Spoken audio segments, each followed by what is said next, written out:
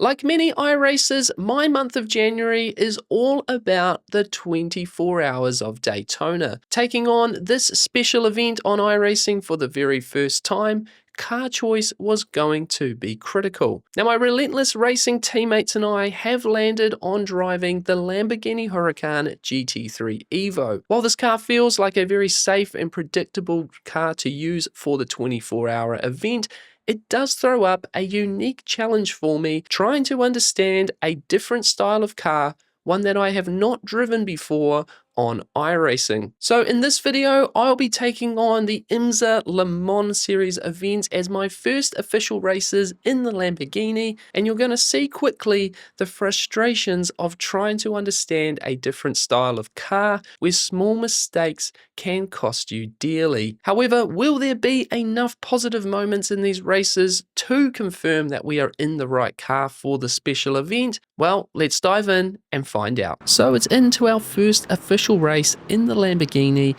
and we are starting out with the 45-minute open setup IMSA event. Now we're starting out of position number 12, and we're fortunately able to hold on to that position through the opening laps, but this was probably one of the hardest tracks and setups to learn a brand new car. We're coming up to the Porsche curves here on the first flying lap on colder tyres, and it really emphasized how tricky this setup can be in a car that I said I'm not familiar with. Being a rear engine car, it is naturally oversteery, and Le Mans is characterized by its long back straight, so the open setups run a very low rear wing. So I had near to no confidence in the rear of this car, particularly through the Porsche curves and down into turn 10 towards Indianapolis. Here on lap 2, we're coming into that corner and we pitch it in a little bit too hard, get the rear sliding, and very easily turn the car into the fence. Now ultimately this crash was caused by using a driving technique that works perfectly well for the front engine cars that I had been using in iRacing so far, so it was the wake up call I needed to really get my head down and try and learn some new techniques with this Lamborghini. Race 2 was going to bring a slightly different challenge. Not only were we using a more stable, fixed setup for this race, but I was unable to qualify, and immediately we could see that we were going to be in the thick of the chaos here, out of position 20 on this opening lap. Waiting for the green light now, and that car number 6 that was involved in that formation lap crash just before immediately goes into the back of a slow reacting red Ferrari in front. So I was all mission safety here as we come to the first chicane, seeing if we can make some clean moves, but ultimately just trying to stay out of the chaos and let the race unfold a little bit for me. Coming out of that opening chicane on to the front straight for the first time, up to position 18, no damage on the car thankfully, as we charge down towards turn number 1. Now this fixed setup was, I said, a lot more stable than the open setup that we had before. My lap time in practice was already faster than what I had achieved with the open setup, so this should hopefully be a safer way to learn some of the characteristics of this mid-engine car and hopefully be able to put together a nice safe race. Coming through turn number 4, both those Mercedes in front a little bit wide there, so they are slow. Car 22 checks up quite early. We try to go around the outside more as an avoidance there. We pick up an off track, but thankfully no slowdown, but we are very slow out of turn number 6, and it is a trio of McLarens that have the run on us here. We've got the orange and blue car directly in front of us, and then coming down the right hand side with the bump draft are the 2 other McLarens there. So we're going to back out of that, let these guys battle it out into the first chicane, being careful as well of the cars behind us. Now just trying to get to the racing line here, and obviously with the battling, some slower reactions from those cars in front. Now in the slipstream for the second part of the Mulsanne, and it's the car number 5 Chevrolet Corvette who is now in my slipstream. 3 wide in front, a wall of McLarens, and honestly I'm not entirely sure where to go here. We're thinking safety, so we're going to back out of this one, find ourselves really more on the racing line, and I should have defended more the inside here as that Corvette comes down the inside, and then another McLaren that tries to follow him through as well. Yellow flags, the red Ferrari off to the left hand side there.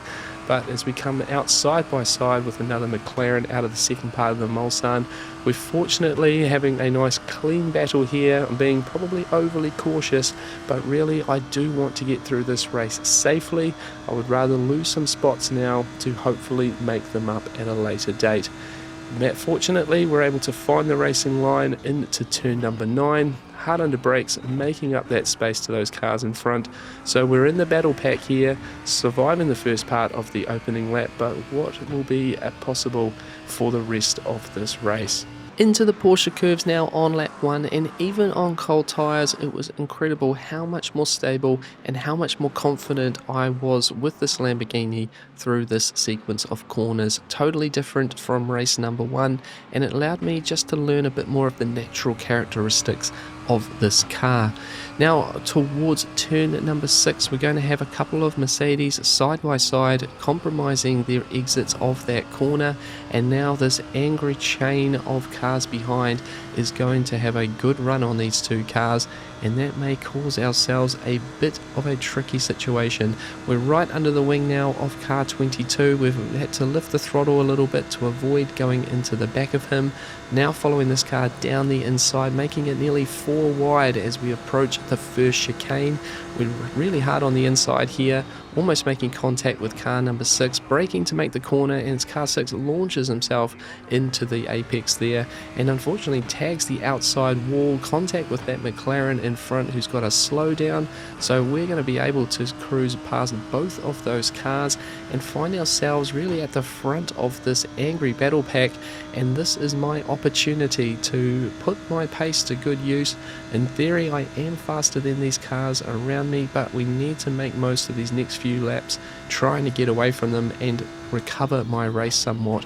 Into the second chicane, and it's our first opportunity to make ground, and unfortunately we pushed the limits a little bit too far, picking up a black flag slow down penalty, and that really was the opposite of what I was trying to achieve there.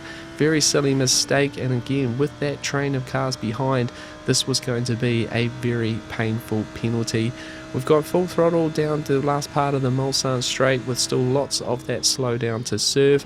Coming into turn number 9, we're going to, on exit, pull over to serve this one nice and safely and see what the damage is. We can have the cars behind us now, Mercedes there, 2 McLarens, we've got another McLaren coming up behind here just at the last part of that slowdown. So we're going to slot in here to 20th position, all the way back to where we started this race.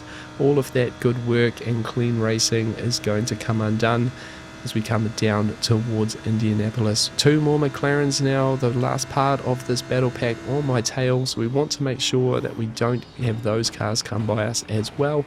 Into Indianapolis, we've got a Mercedes going wide there at turn 11, and he's going to be hard on the inside for turn 12. We try and go around the outside there, but he comes back across to the racing line. We've got to really get out of it to avoid going into the tyre barrier there, and that unfortunately will compromise our run down to the Porsche curves and allow one of these McLarens to have a sniff on the rear quarter there of the Lamborghini. Will he back out of it before the Porsche curves, or will he not? The answer is no. He dives into the corner. We've got to try and give him some space, trying to get back desperately to the racing line, and we do fall in back to position 21, and with all the work to do to make any sort of recovery from this race. Into the final sector now, and we're eager to try and get our race back on track. Unfortunately, we once again push the limits of the track limits a little bit too hard. One final slowdown to serve the end of this lap, and that does put us back to the very rear of this battle train. Now it's going to be a mindset shift to try and make our way back up the field, but the lesson we've already learnt is that to drive under the limit slightly would have already paid more dividends for us. We get a good exit out of turn 9 now on the next lap, and we do make a move on car number 44 there. And as we get into the very next lap, right on the edge there of those track limits, going against my own advice on it being a little bit safer, it does put us into the slipstream here of car number 30, and we're going to have a pretty decent battle here down towards the first chicane. He runs a defensive line, so we go back to the racing line, trying to get a good exit here out of the first chicane, which we absolutely do. Back into the slipstream under the rear wing as we charge down the second part of the Mulsanne straight. Going to have a little bit of a look here and go down the inside. He's left us just enough track space to do it. Now alongside and running a very narrow line towards this first chicane, and hopefully we're going to be able to outbrake him into this corner, but I'm not entirely sure exactly where that braking marker is. We're a little bit too conservative, and that McLaren fires around the outside. Looking again for another good exit here. The McLaren does a decent job. We're going to be back under the rear wing hopefully by the end of this back straight, but I don't think we're going to be close enough to make anything of this one into turn number 9. Probably should have made a better move at that last chicane there, but we're trying to be safe, trying to at least get to the end of this race without any sort of major incident.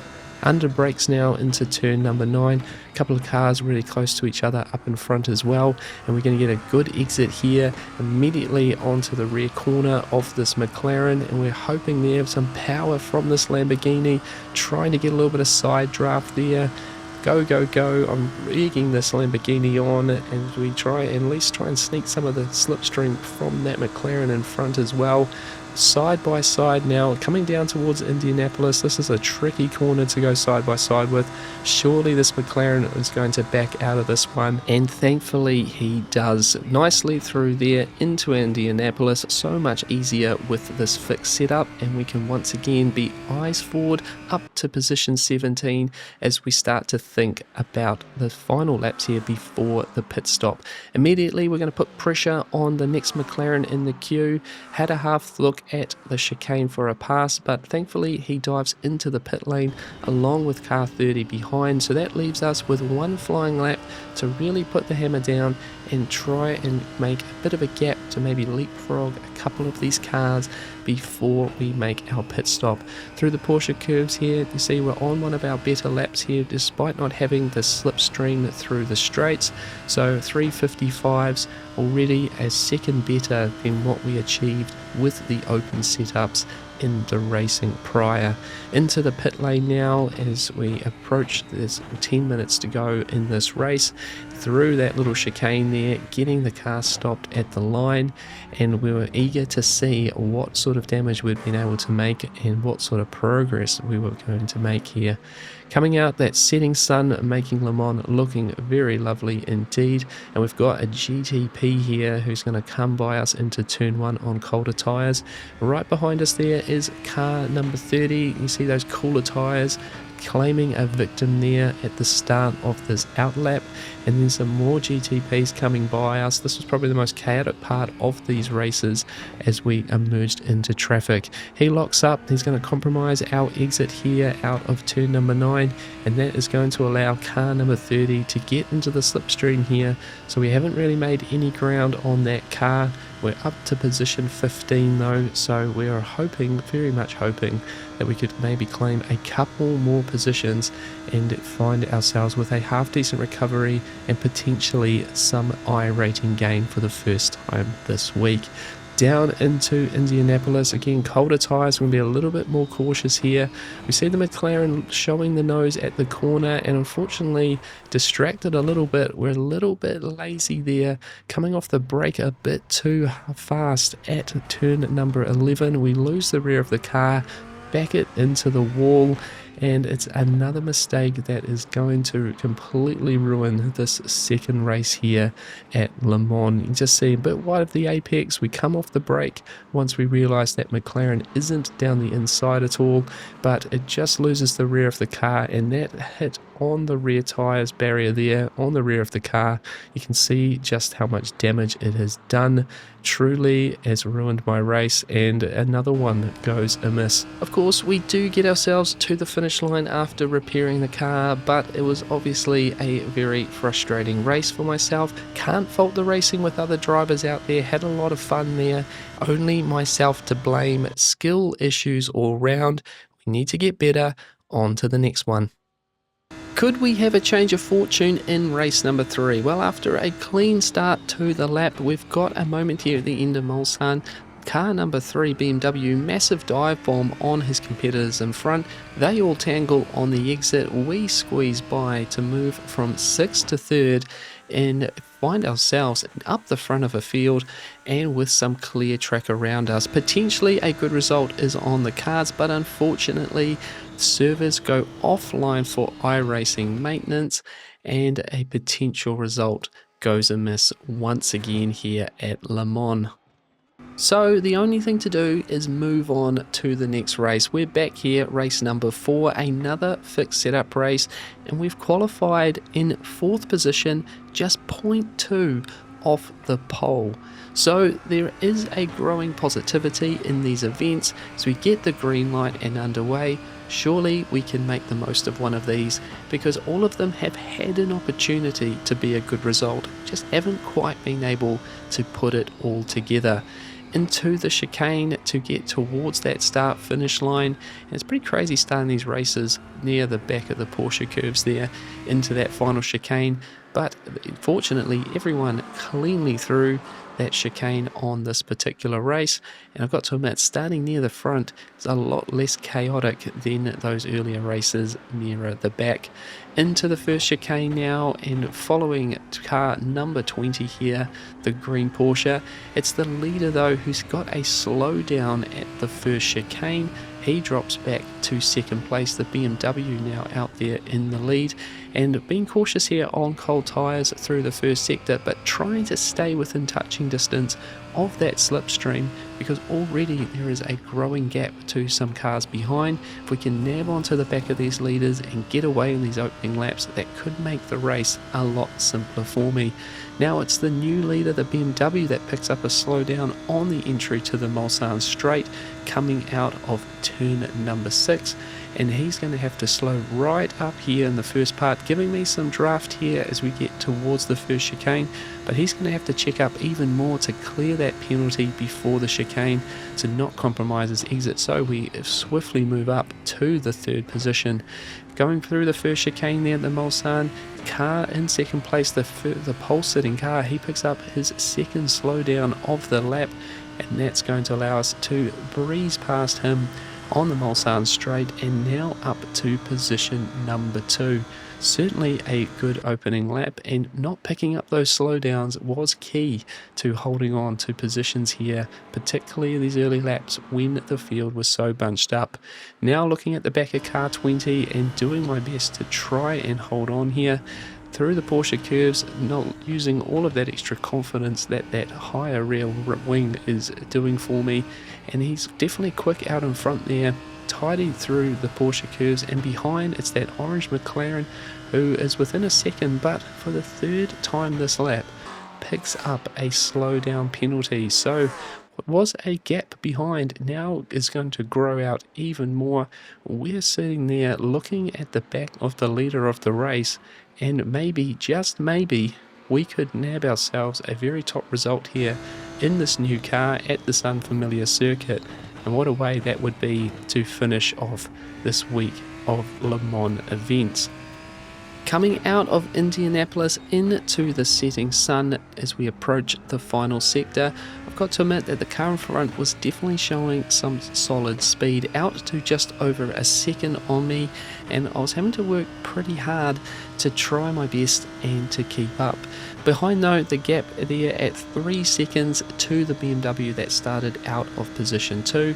So I definitely had some quick cars around me, but like I said earlier on, because I was 0.2 away from the pole position time, I was certainly feeling like I was having some confidence to at least try and push on and try and hold on to this spot. With the gap behind, it just was a case of being nice and clean, but as we come out of the Porsche curves there, see, we just try and change direction a little bit too fast, lose the rear of the car a little bit, and unfortunately just creep over the line to pick up a slowdown penalty of my own. Coming into the final chicane here, I was quite keen to slow right up, clear this track warning, slow down before we get onto the front straight, 0.2, 0.1, and it does clear on exit, but unfortunately the 3-second gap that I had to the BMW behind now drops down to 1 second, and we immediately put some pressure back on ourselves for the rest of this race. A cautious first sector and a poor entry onto the Mulsanne straight, then let that BMW get to within half a second, and I was certainly now needing to look in the rear mirror. I was pretty certain though that I could get back onto the pace that I knew that I had, so we fired into the second chicane after the Mulsanne straight, and unfortunately we push a little bit too hard. Once again, we are stacking up the lessons here in this Lamborghini, coming off the brake just a little bit too aggressively, losing the rear of the car too early on the throttle as well, and around we go. So we're continually learning, but unfortunately as we get the car turned around, now serving a slowdown for the safer rejoin, we find ourselves back in 17th position, a mindset switch once again to be in catch-up mode. Quite frustrated at myself, but ready to put in a good 24 minutes of racing. Fortunately, the car is not damaged. Now, immediately we get a chance to get a position back. The Porsche turning over the nose of that red McLaren, and some good avoidance here from the Ferrari up in front, but we do then get up to 16th position. 24 minutes to go. What can we achieve? Let's push on. On to lap number 4, and we are looking for a good exit out of turn number 6, now tucked up behind the number 31 Lamborghini. Now this was the only other Lamborghini I saw in any of the Le Mans races this week, so it's not the popular choice by any stretch of the imagination, but we're in the slipstream here, and that 31 car in turn is in the slipstream of the red McLaren in front. We're going to go towards the outside, the racing line, Lamborghini down the inside here. We're going to check up early, see what unfolds, try to go around the outside there, which doesn't work out too well for me. And that red McLaren, through all of that, to avoid contact, does pick up a slow down penalty on the second part of the Mulsanne here. Up ahead, that red McLaren, he's going to weave left and right a little bit to try and break the toe. Bit of a no-no really, but he is going to effectively release that slow down penalty. However, he will need to check up a little bit early here, allowing the Lamborghini to go by in front, but clearing that penalty before the entry to the second chicane. I get a good exit though out of the chicane, so it is my turn to have a look at this 33 car. Can we get a move done like the Lamborghini up in front? We're in the slipstream, looking to the outside a little bit, and then diving back to the inside of the circuit, just enough space there on the pavement to get the nose up the inside. However, not entirely sure where the braking point is, this entry with that being so narrow, so that McLaren, he allows to go back to the racing lines. Good battling here, really enjoying it, and on the next lap we're going to get another opportunity here. McLaren goes wide at turn 4, we get a good run, and we're going to look for a good exit once again out of turn 6, but the McLaren through that process loses the rear, pitches the car into a big slide. We just managed to get around the back, unfortunately a bit of net code 4X, but we do survive and claim the position. See here on the replay, we have to just really dive right out of the way, but the incredible part of all that is the number 33 car managing to recover that slide and keep going down the back straight. Got to admit, really good piece of car control. Here it is on the onboard, and just a big hook of the steering wheel, and somehow he keeps the wheels pointing straight. Well done to that driver. That allowed us to go back into pursuit mode of the 31 Lamborghini, and I've got to admit, coming through the Porsche curves now in this car, feeling so much more confident, and through the final sector, which set me up once again for a good entry onto the Mulsanne straight. We really do nail this one compared to the 31 car. A lot more speed carried through there, pushing those track limits a lot more than that car in front. Now right in the slipstream, and I think he sees me coming here, holds his line in the middle of the circuit. That allows us to take the inside line as we run down to the first chicane right alongside with the nose in front. Just a case now of getting the braking right here and then focusing on a good exit to clear that car. We absolutely make that one work. Nice textbook move. Really happy to gain one more place, and another push now to the end of this lap, which will be the pit stop time, coming in with about 10 minutes to go to complete this stop. And we're interested now to see exactly where all of that recovery drive has potentially brought us out to. First thing to deal with though on this colder tyre lap, we haven't changed the tyres but they've certainly lost a lot of temperature, is the GTP traffic. You see in the mirror there the red Porsche GTP losing the rear of the car on exit. There's a yellow flag for this moment here, the third place GTP, and trying to go around the outside there of GT3 traffic, and the yellow flag is then immediately replaced with a blue flag for the rapidly approaching Ferrari as we come through turn number 6. And just incredible how quick these GTPs come up on you, diving out of the way. The Ferrari not quite seeing him as well, but we have at least managed to find ourselves cleanly through this opening sector. Now in the slipstream of the green Ferrari, this was a car that was a few places ahead after my spin. We're now on the rear tail, a lapped car here on the outside. He's letting us by. We're now right tucked under the rear wing of that Ferrari. More GTP traffic approaching though, so we have to be careful on the exit, and certainly tricky looking eyes forward in a battle and eyes back in the mirrors. Something again, we're talking about Daytona a bit here, but this is what we are trying to learn in these IMSA races. Last part of the Mulsanne straight, 2 more GTPs come through. I've let some space on the right for them, and again in the mirrors we've got 2 more GTPs coming, and they are battling for position as well as we come into turn number 9.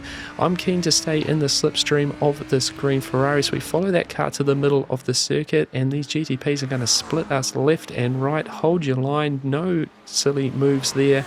They cleanly go by, but not exactly the best way to let traffic by here along the second part of these Le Mans straights.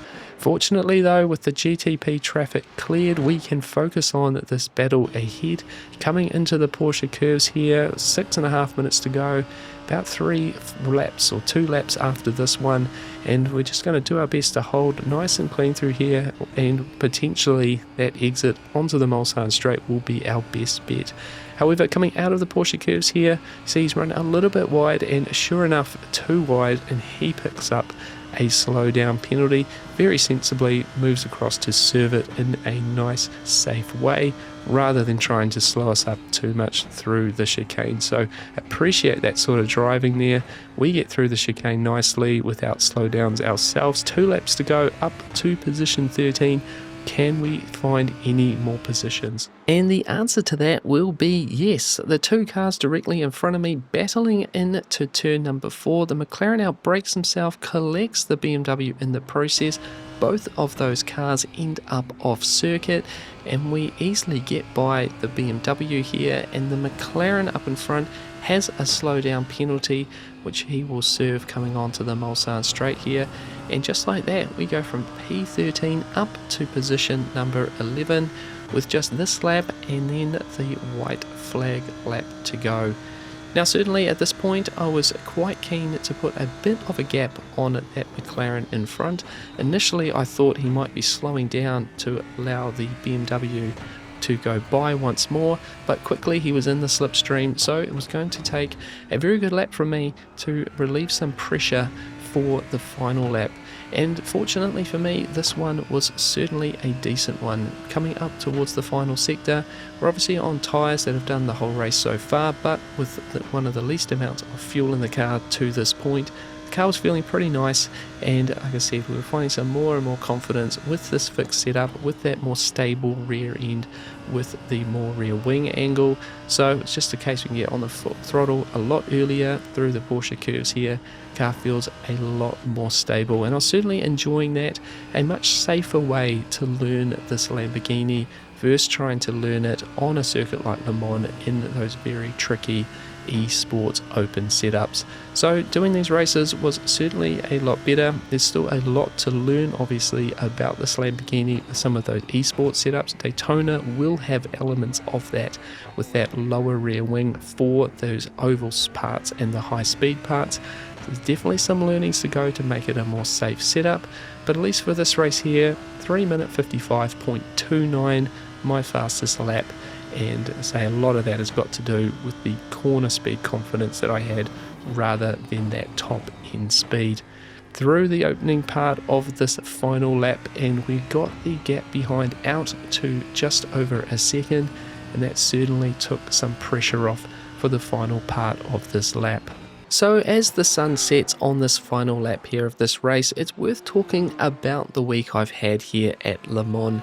Certainly it has been full of some frustrations. Understanding this mid-engine car has come with its fair share of mistakes, but overall I think that the mistakes made and the I rating that I've lost in the process will certainly be worth it come the time of the 24-hour.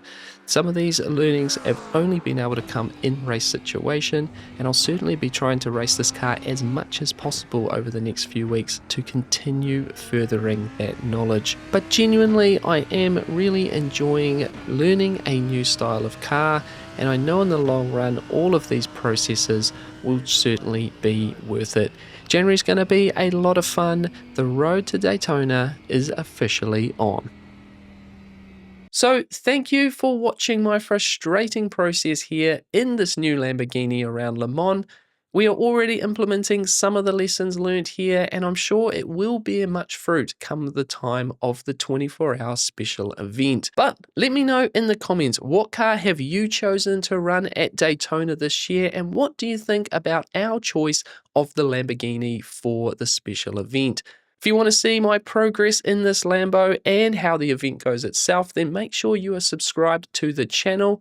And a huge thank you for all of the support from my current subscribers, as we have just passed 5,000 of you, and I truly cannot thank you enough for the motivation that you give me to keep making these videos here on YouTube. I really do hope you enjoy the content that's to come in 2026, but as always guys, race hard, stay positive. We'll see you in the next video soon. Cheers.